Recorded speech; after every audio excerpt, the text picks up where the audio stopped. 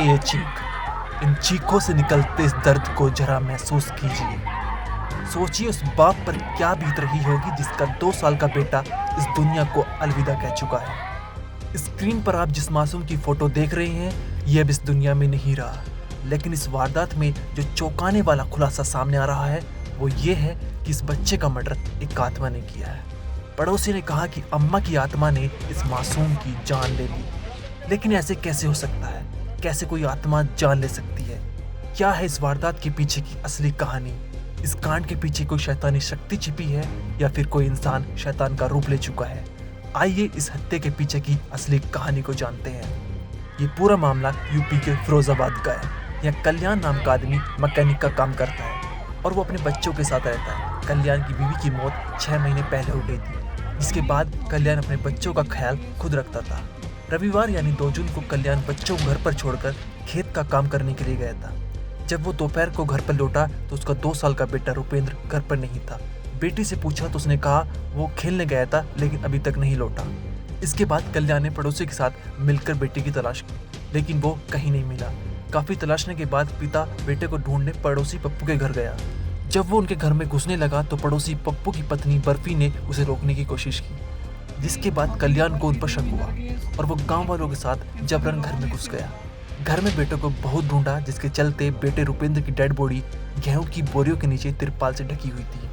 उसके गले में कपड़ा बंधा हुआ था। देखकर लग रहा था जैसे उसकी गला दबाकर हत्या कर दी है। बेटे को इस हालत में देखकर कल्याण की चीख निकल पड़ी। वो बहुत ही गहरे सदमे में है। साथ ही कल्याण ने बताया कि पिछले साल पप्पू ने मेरे चाचा के लड़कों को खेत में करंट लगाकर मार दिया था, जिसके चलते पप्पू अभी जेल में है। कल्याण जी, ये कौन है जो गोद में? क्या मेरा बेटा। कितनी उम्र होगी? 2 साल। कहाँ के रहने वाले हैं? कसौंदी थाना थी, थाना नगला सिंह। क्या हुआ है? कैसे?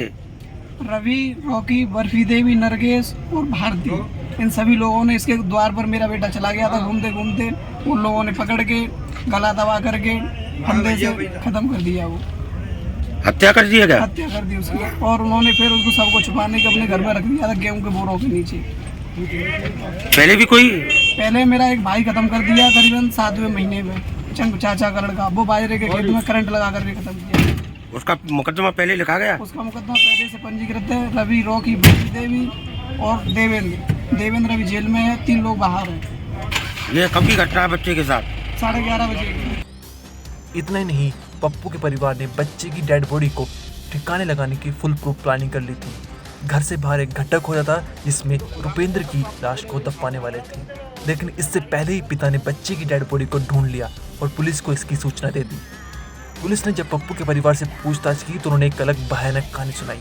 दरअसल जेल काट रहे पप्पू की पहली पत्नी की मौत हो चुकी है। उससे पप्पू को एक बेटा है जिसका नाम रवि है।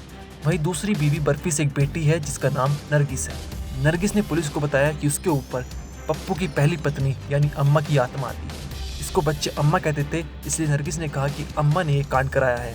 ये हत्या आत्मा की वजह से हुई है। वहीं एसपी का कहना है कि ये वारदात आपसी रंजिश के चलते हुई है।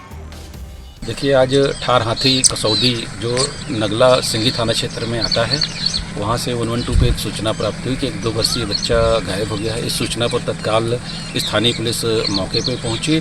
स्थानीय पुलिस और गांव वालों ने जब ढूंढना शुरू किया, ठीक उनके जो एक चचेरे भाई लगते हैं, उन्हीं के घर में बच्चे का शव मिला। बच्चे के गले में कपड़ा बंधा हुआ था। बच्चे का नियमानुसार पंचायतनामा भर के पीएम के लिए भेजा गया है। परिजनों से वार्ता की जा रही है और उनसे तहरीर प्राप्त कर आवश्यक विधिक कार्रवाई कराई जाएगी। साथ ही साथ फोरेंसिक टीम को भी बुला लिया गया है।